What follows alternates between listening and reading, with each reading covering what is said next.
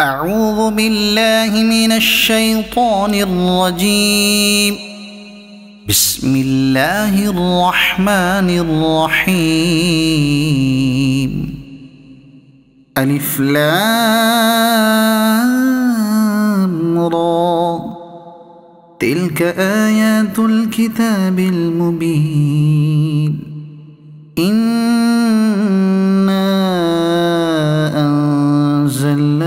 قرآنا عربيا لعلكم تعقلون. نحن نقص عليك أحسن القصص بما أوحينا إليك هذا القرآن وإن كنت من قبله لمن الغافلين. إذ قال يوسف لأبيه يا أبت إني رأيت 11 كوكبا والشمس والقمر رأيتهم لي ساجدين. قال يا بني لا تقصص رؤياك على إخوتك فيكيدوا لك كيدا إن الشيطان للإنسان عدو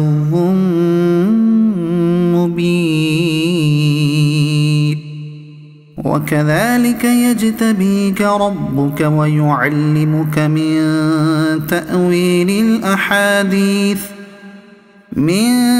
تأويل الأحاديث ويتم نعمته عليك وعلى آل يعقوب كما أتمها على أبويك من قبل إبراهيم وإسحاق إن ربك عليم حكيم. لقد كان في يوسف وإخوته آيات للسائلين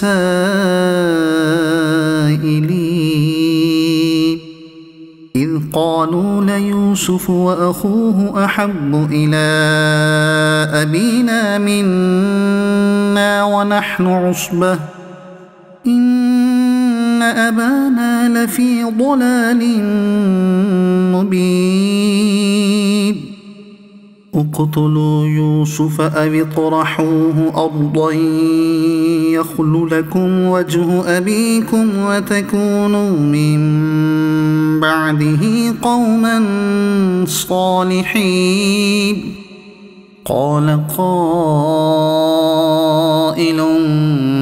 منهم لا تقتلوا يوسف وألقوه في غيابة الجب يلتقطه بعض السيارة إن كنتم فاعلين. قالوا يا أبانا ما لك لا تأمنا على يوسف وإنا له لناصحون.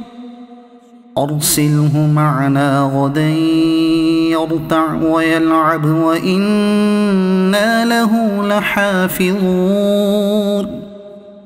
قال إني ليحزنني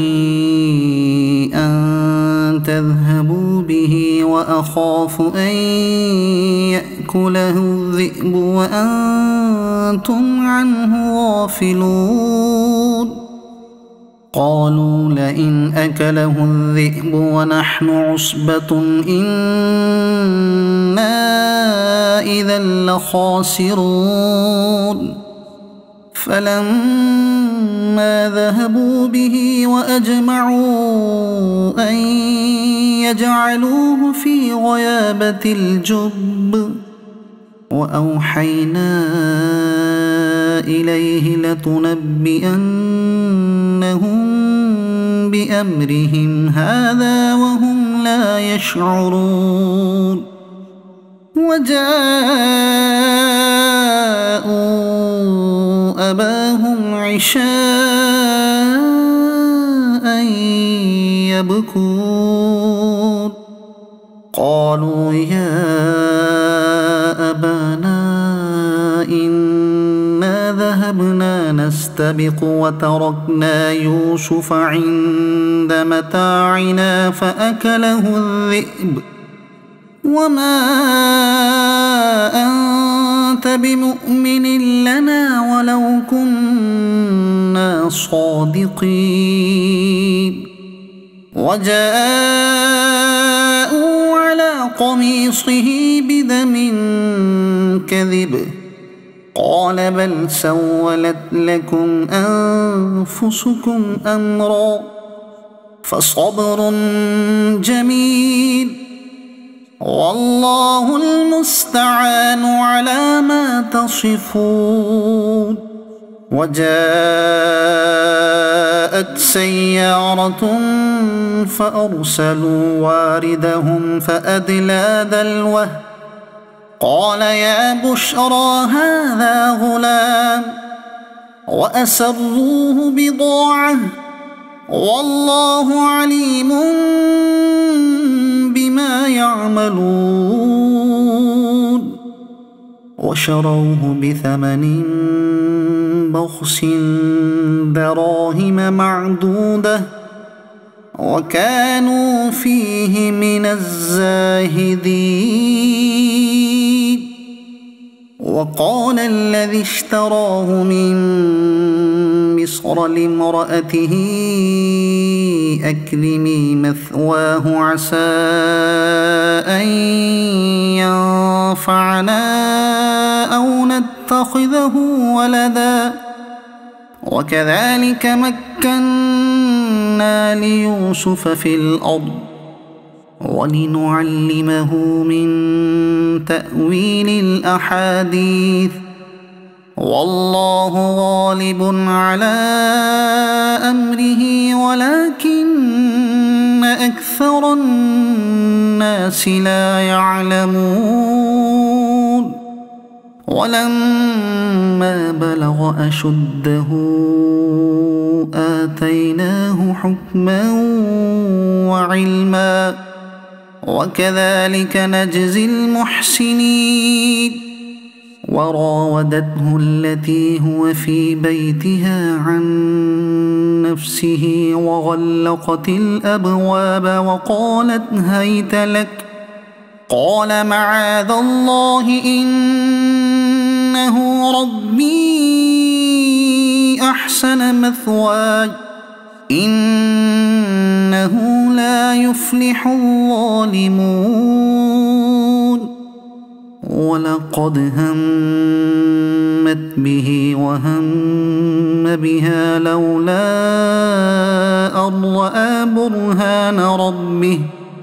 كذلك لنصرف عنه السوء والفحشاء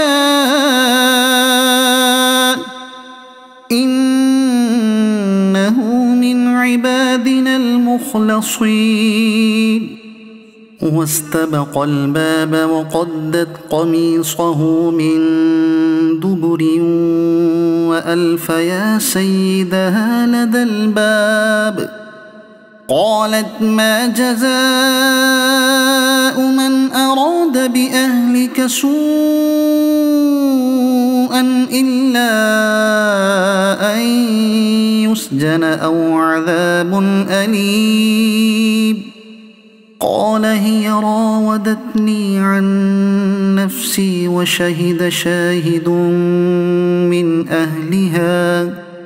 إن كان قميصه قد من قبل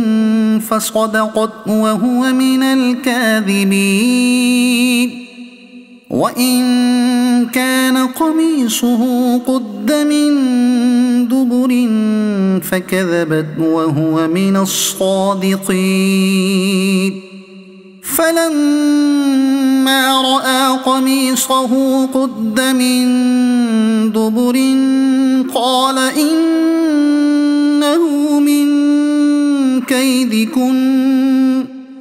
إن كيدكن عظيم يوسف أعرض عن هذا واستغفري لذنبك إنك كنت من الخاطئين. وقال نسوة في المدينة امرأة العزيز تراود فتاها عن نفسه قد شغفها حبا إنا لنراها في ضلال مبين. فلما سمعت بمكرهن أرسلت إليهن وأعتدت لهن متكئا وآتت كل واحدة منهن سكينا وقالت اخرج عليهن. فلما رأينه أكبرنه وقطعن أيديهن وقلن حاش لله ما هذا بشرا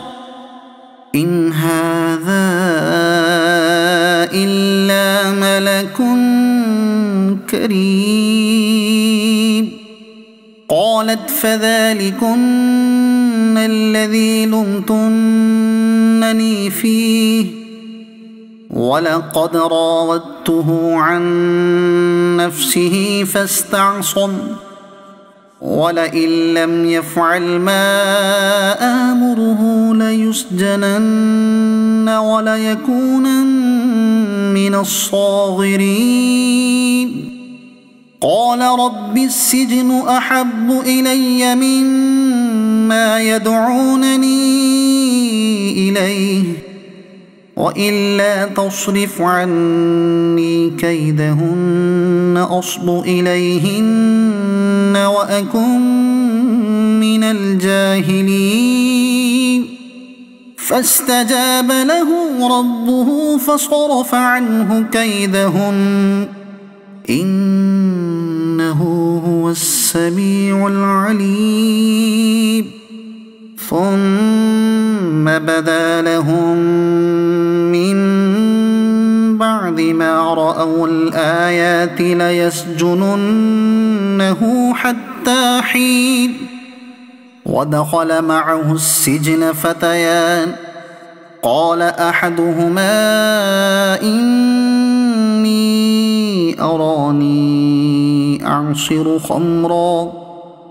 وقال الآخر إني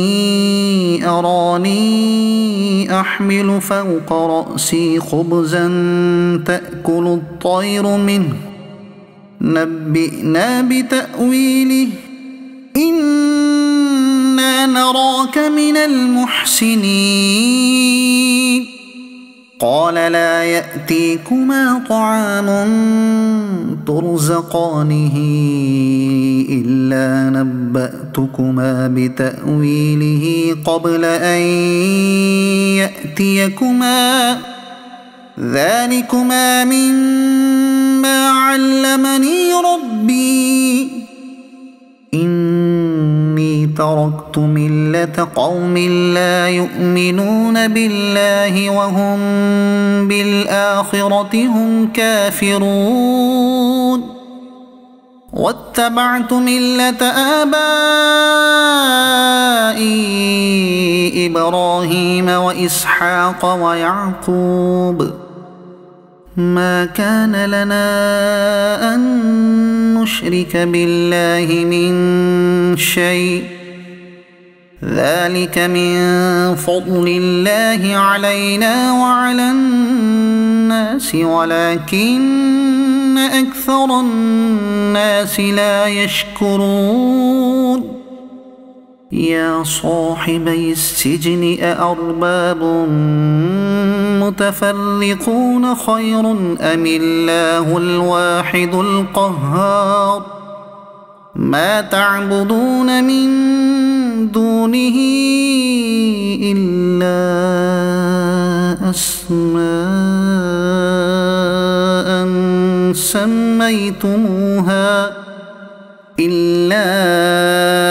أسماء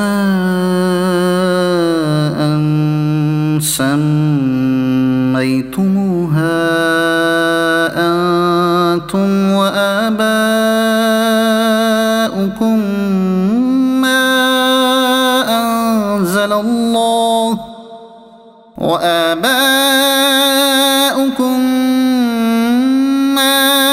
أنزل الله بها من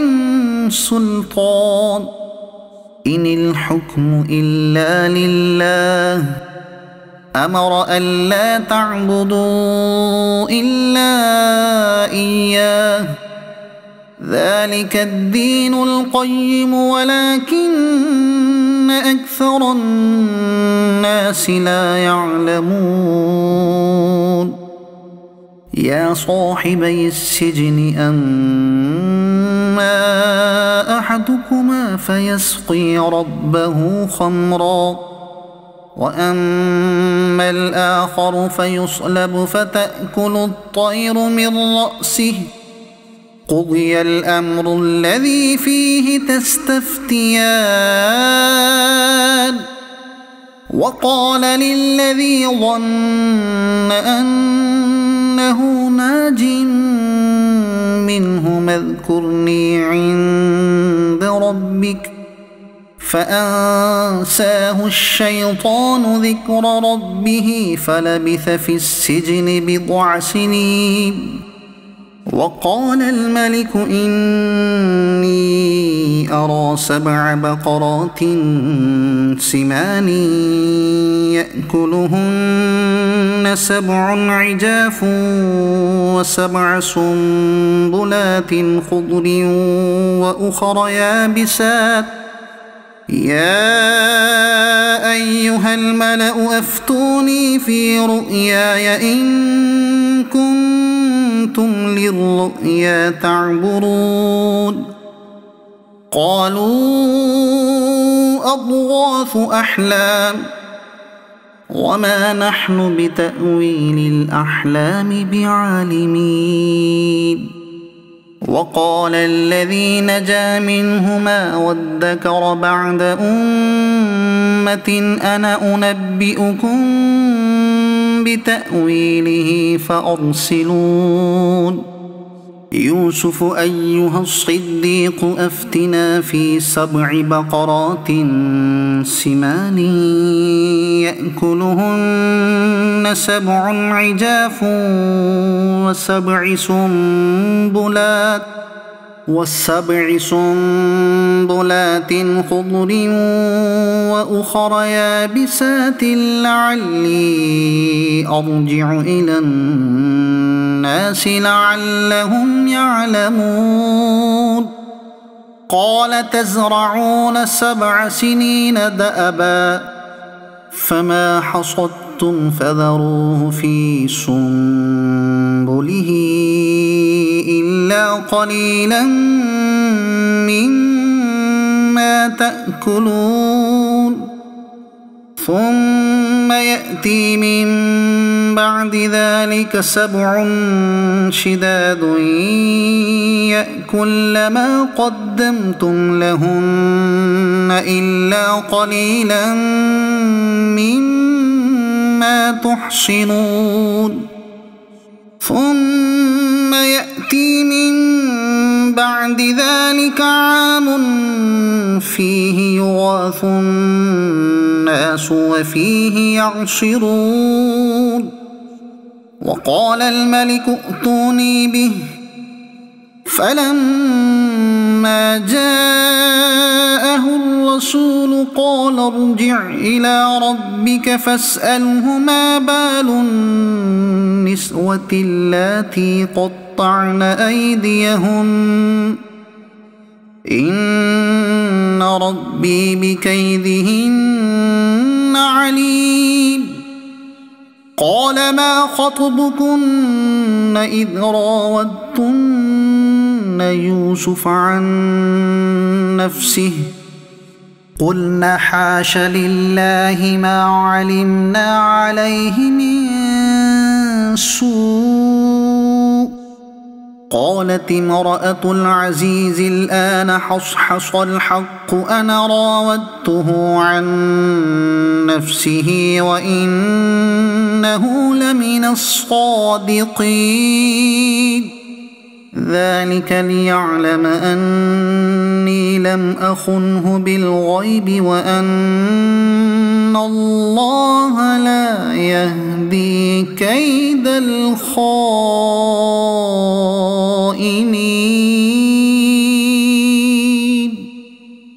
وما أبرئ نفسي إن النفس لأمارة بالسوء إلا ما رحم ربي إن ربي غفور رحيم وقال الملك ائتوني به أستخلصه لنفسي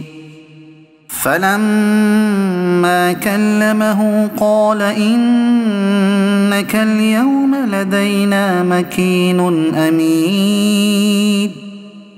قال اجعلني على خزائن الأرض إني حفيظ عليم وكذلك مكنا ليوسف في الأرض يتبوأ منها حيث يشاء نصيب برحمتنا من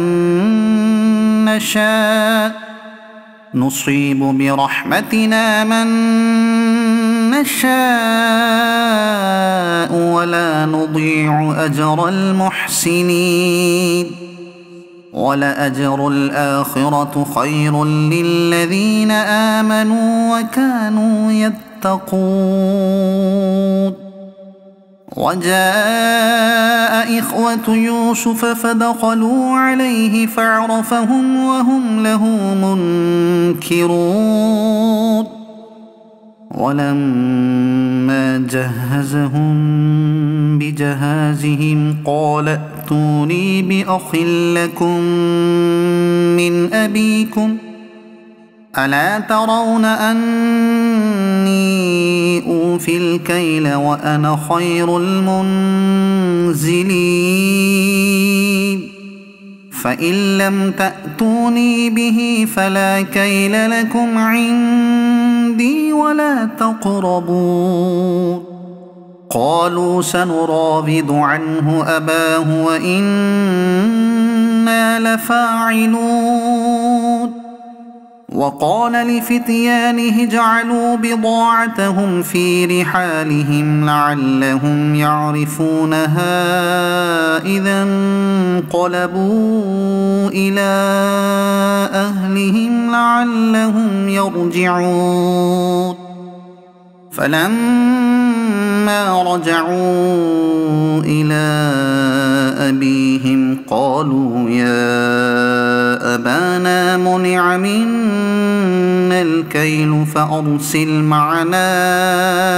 أخانا نكتل وإنا له لحافظون قال هل آمنكم عليه إلا كما أمنتكم على أخيه من قبل فالله خير حافظا وهو أرحم الراحمين ولما فتحوا متاعهم وجدوا بضاعتهم ردت إليهم قالوا يا أبانا ما نبغي هذه بضاعتنا ردت إلينا ونمير أهلنا ونحفظ أخانا ونزداد كيل بعيد ذلك كيل يسير قال لن أرسله معكم حتى تؤتون موثقا من الله لتأتونني به إلا إلا أن يحاط بكم فلما آتوه موثقهم قال الله على ما نقول وكيل وقال يا بني لا تدخلوا من باب واحد وادخلوا من أبواب متفرقة وما أغني عنكم من الله من شيء إن الحكم إلا لله عليه توكلت وعليه فليتوكل المتوكلون ولما دخلوا من حيث أمرهم أبوهم ما كان يغني عنهم من الله من شيء إلا حاجة في نفس يعقوب قضاها وإنه لذو علم لما علمناه ولكن أكثر الناس لا يعلمون ولما دخلوا على يوسف آوى إليه أخاه قال إني أنا أخوك فلا تبتئس بما كانوا يعملون فلما جهزهم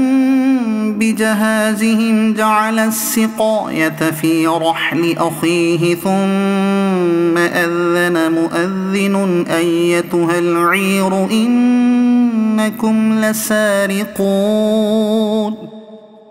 قالوا وأقبلوا عليهم ماذا تفقدون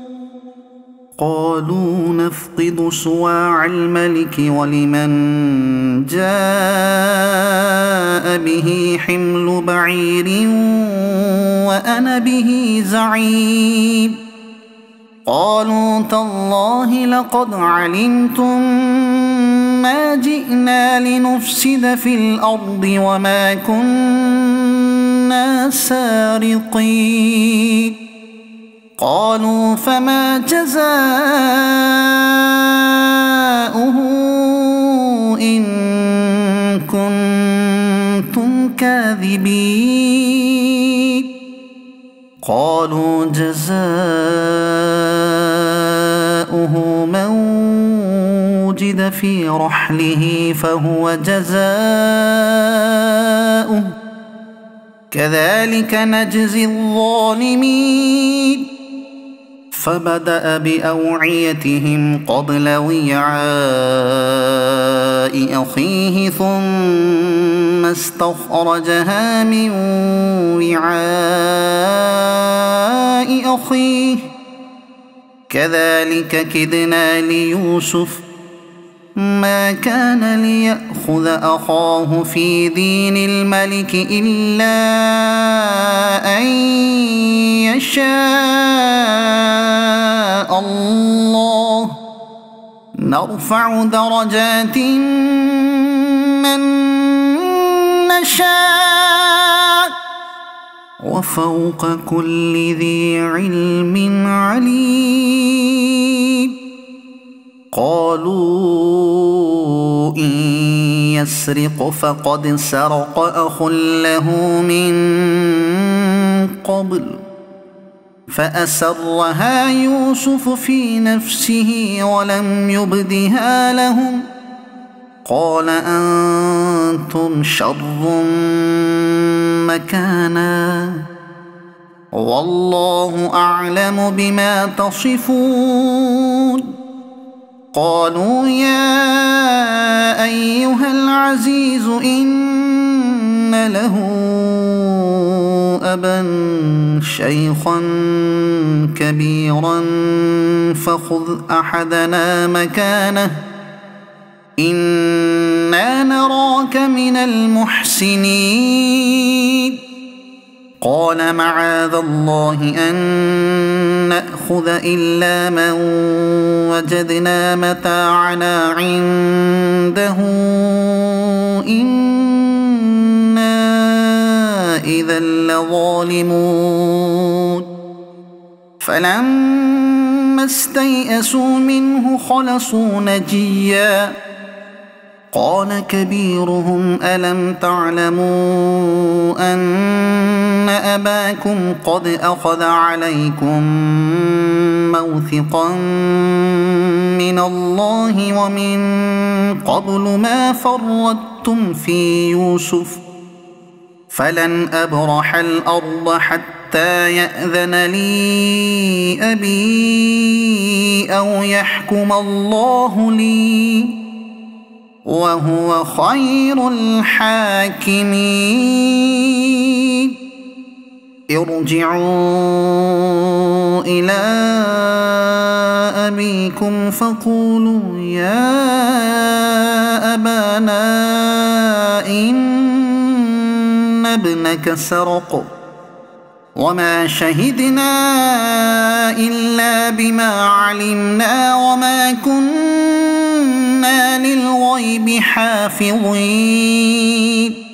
واسأل القرية التي كنا فيها والعير التي أقبلنا فيها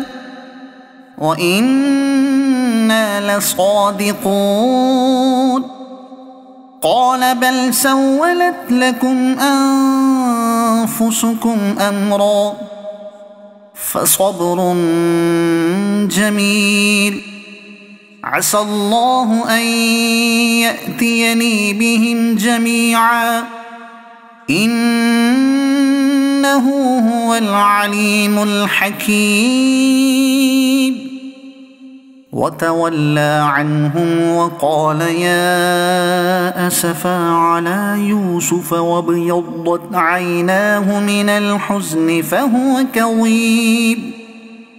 قالوا تالله تفتأ تذكر يوسف حتى تكون حرضا أو تكون من الهالكين قال إنما أشكو بثي وحزني إلى الله وأعلم من الله ما لا تعلمون يا بني اذهبوا فتحسسوا من يوسف وأخيه ولا تيأسوا من روح الله إنه لا ييأس من روح الله إلا القوم الكافرون فلما دخلوا عليه قالوا يا أيها العزيز مسنا وأهلنا الضر وجئنا ببضاعة مزجاة فأوف لنا الكيل وتصدق علينا إن الله يجزي المتصدقين قال هل علمتم ما فعلتم بيوسف وأخيه إذ أنتم جاهلون قالوا أئنك لأنت يوسف قال أنا يوسف وهذا أخي قد من الله علينا إنه من يتق ويصبر فإن الله لا يضيع أجر المحسنين قالوا تالله لقد آثرك الله علينا وإن كنا لخاطئين قال لا تثريب عليكم اليوم يغفر الله لكم وهو أرحم الراحمين اذهبوا بقميصي هذا فألقوه على وجه أبي يأت بصيرا وأتوني بأهلكم أجمعين. ولما فصلت العير قال أبوهم إني لأجد ريح يوسف لولا أن تفندون. قالوا تالله إنك لفي ضلالك القديم. فلما أن جاء البشير ألقاه على وجهه فارتد بصيرا قال ألم أقل لكم إني أعلم من الله ما لا تعلمون. قالوا يا أبانا استغفر لنا ذنوبنا إنا كنا خاطئين. قال سوف أستغفر لكم ربي إنه هو الغفور الرحيم. فلما دخلوا على يوسف آوى إليه أبويه وقال ادخلوا مصر إن شاء الله آمنين. ورفع أبويه على العرش وخروا له سجدا وقال يا أبت هذا تأويل رؤياي من قبل قد جعلها ربي حقا وقد أحسن بي إذ أخرجني من السجن وجاء بكم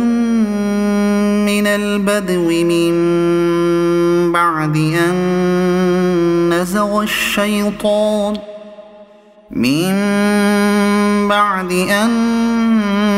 نزغ الشيطان بيني وبين إخوتي إن ربي لطيف لما يشاء إنه هو العليم الحكيم. رب قد آتيتني من الملك وعلمتني من تأويل الأحاديث فاطر السماوات والأرض أنت ولي في الدنيا والآخرة توفني مسلما وألحقني بالصالحين. ذلك من أنباء الغيب نوحيه إليك وما كنت لديهم إذ أجمعوا أمرهم وهم يمكرون. وما أكثر الناس ولو حرصت بمؤمنين وما تسألهم عليه من أجر